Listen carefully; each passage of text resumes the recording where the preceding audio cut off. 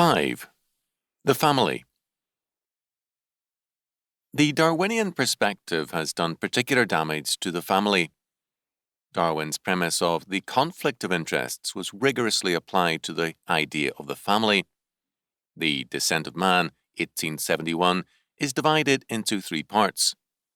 Part 1, the descent or origin of man. Part 2, sexual selection. Part 3, sexual selection in relation to man. And conclusion. In the last section, the thesis of Darwin's entire theory is formulated as a law. The law of battle. As with the gorillas, Darwin held, quote, the law of battle had prevailed with man during the early stages of his development, end quote. Man's physical development was in terms of battle, the necessity to do battle with other males in order to possess the females.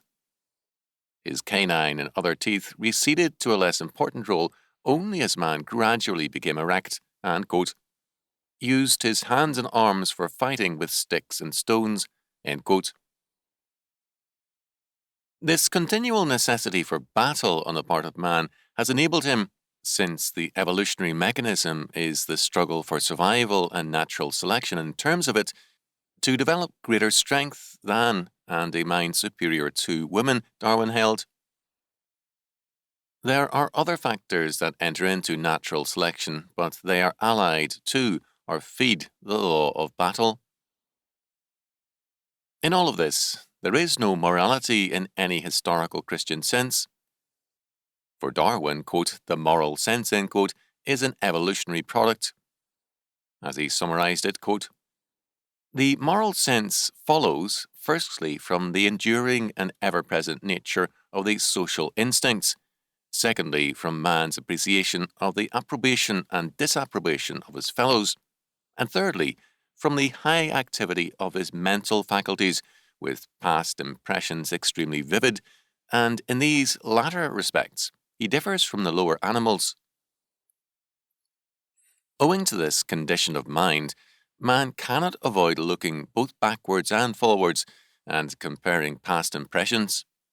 Hence, after some temporary desire or passion has mastered his social instincts, he reflects and compares the now weakened impression of such past impulses with the ever-present social instincts, and he then feels that sense of dissatisfaction with all unsatisfied instincts leave behind them. He therefore resolves to act differently for the future, and this is conscience. Any instinct, permanently stronger or more enduring than another, gives rise to a feeling which we express by saying that it ought to be obeyed. A pointer dog, if able to reflect on his past conduct, would say to himself, I ought, as indeed we say of him, to have pointed at that hare and not have yielded to the passing temptation of hunting it. End quote. Conscience thus has no God-centered theological and moral content. It has a purely social content and is hence essentially amoral. Moreover, since the law of battle is basic to life, battle replaces morality with regard to sex and the family. A valid complaint of the women's liberation movement is that woman has been reduced to a sexual object used by men, but not respected or loved. The feminist indictment of the pin-up picture and the theatrical world associated with it is that it is the packaging of rape. In both erotic imagination and in action, the woman is treated as an object of rape, that is, a battle prize. Because the women's liberation movement is so heavily governed by anti-Christian elements, it has often made the Bible and patriarchal attitudes its target of attack when its true enemy is evolutionary faith and its warfare society. Darwin gave sex a triply powerful position. First, sexual selection is basic to the evolutionary process, so that sex is seen as determinative in relation to man's advance, his nature, and his intelligence. Even more than Freud was credited with doing, Darwin sexualized the philosophy of modern man. Second, by seeing sexual selection and evolution in terms of, quote, the law of battle, end quote, Darwin reduced life to conflict, and even more to sexual conflict, so that a radically disintegrative force was unleashed on the modern world by Darwinism. Third, for Darwin, the God idea was irrelevant and meaningless, and sex replaces God and Darwin as the determinative force in history. As Darwin wrote, quote, "The belief in God has often been advanced as not only the greatest, but the most complete of all the distinctions between man and the lower animals. It is, however, impossible, as we have seen, to maintain that this belief is innate or instinctive in man. On the other hand, a belief in all-pervading spiritual agencies seems to be universal and apparently follows from a considerable advance in man's reason, and from a still greater advance in his faculties of imagination, curiosity, and wonder. I am aware that the assumed instinctive belief in God has been used by many persons as an argument for his existence, but this is a rash argument, as we should thus be compelled to believe in the existence of many cruel and malignant spirits, only a little more powerful than man, for the belief in them is far more general than in a beneficent deity. The idea of a universal and beneficent creator does not seem to arise in the mind of man until he has been elevated by long-continued culture. He who believes in the advancement of man from some low organized form will naturally ask, how does this bear on the belief in the immortality of the soul? The barbarous races of man, as Sir J. Lubbock has shown, possess no clear belief of this kind, but arguments derived from the primeval beliefs of savages are, as we have just seen, of little or no avail. Few persons feel any anxiety from the impossibility of determining at what precise period in the development of the individual, from the first trace of a minute germinal vesicle, a man becomes an immoral being, and there is no greater cause for anxiety, because the period cannot possibly be determined in the gradually ascending organic scale. Sexual selection has been treated at great length in this work, for, as I have attempted to show, it has played an important part in the history of the organic world." End quote. How thoroughly Darwinian modern education and thought has become is apparent from any textbook, as well as from contemporary popular thought. Thus, Barnes's textbook in discussing marriage and the family in contemporary society began with a discussion of our simian heritage. Barnes was insistent that we cannot read our modern Christian ideas back into the nature of man, but he was equally insistent that the imaginary reconstructions of primitive man by Darwin and others had to be read into modern man. The family, he held, is declining as a social institution. The idea that it must always remain, or else remain essentially unchanged, has no validity for Barnes and others. Women's bondage to, quote, an unpleasant and oppressive home environment, end quote, could not long exist. Social evolution was progressively taking man away from the idea of the family as a necessary institution. He conceded, however, that for the foreseeable future the family would continue, although, quote, undoubtedly readjusted in terms of social rationality, end quote. A few years after Barnes, many were ready to maintain that we are building a new society in which both sex and child-rearing are separated from marriage.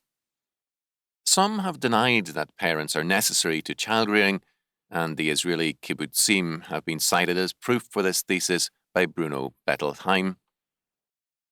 Others have held that Christian ideas of morality have no objective validity.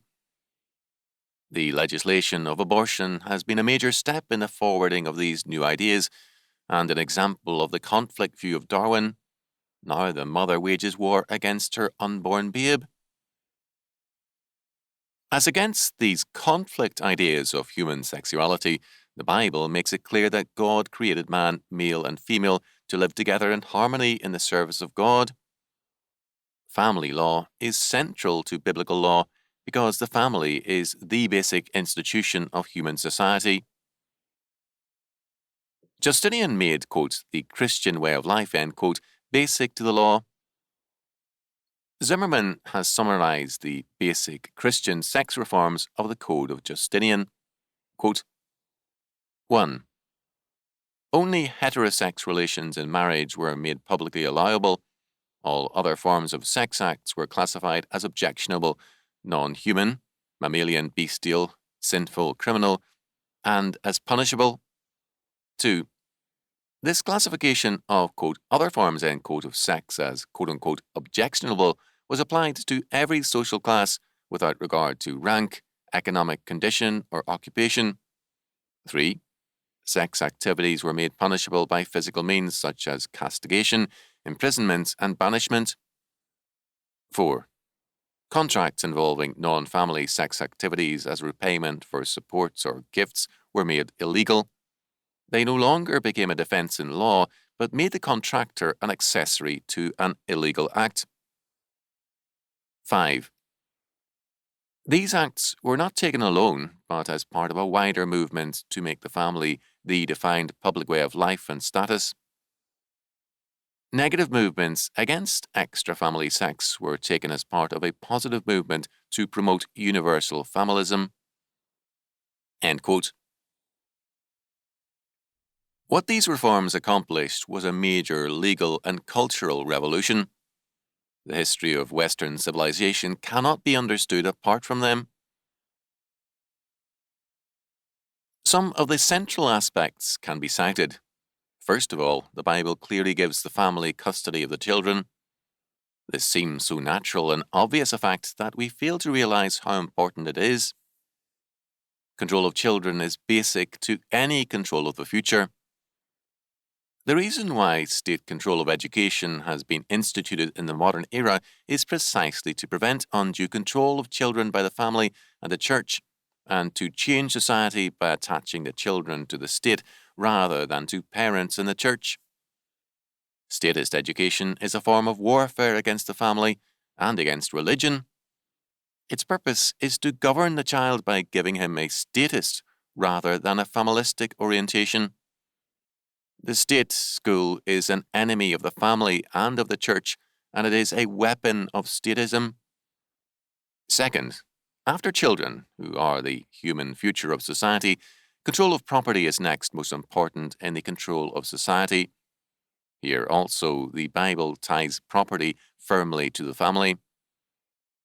The biblical laws of inheritance prevent the disinheritance of a godly son, Deuteronomy 21:15-17, and an ungodly son could not be an heir, but had to be denounced to the authorities, Deuteronomy 21:18-21.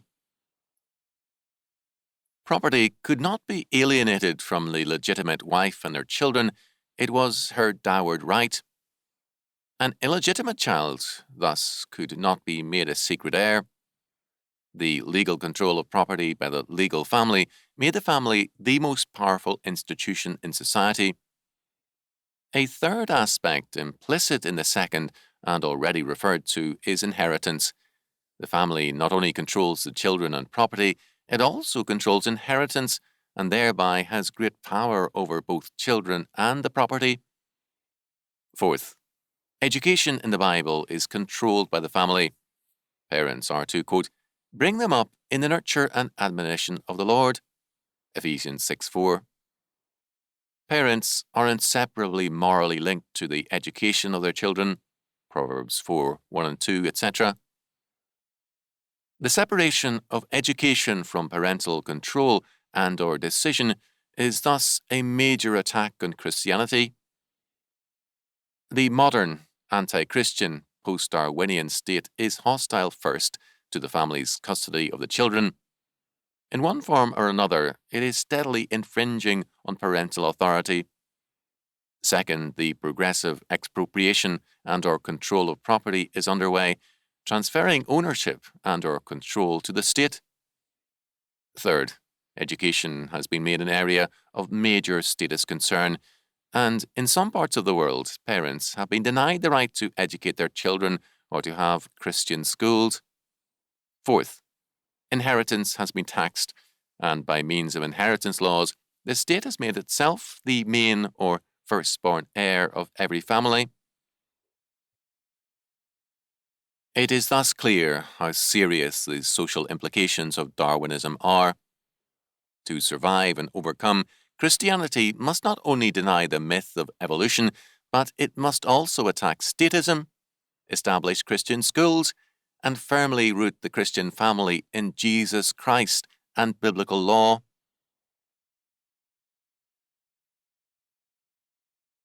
This has been a Chalcedon Foundation production, produced by Grace Community School and Nicene Covenant Church, published by Ross House Books.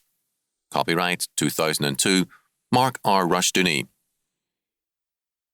If you've enjoyed this audiobook, be sure to visit chalcedon.edu for more books and audiobooks by R. J. Rushdoony.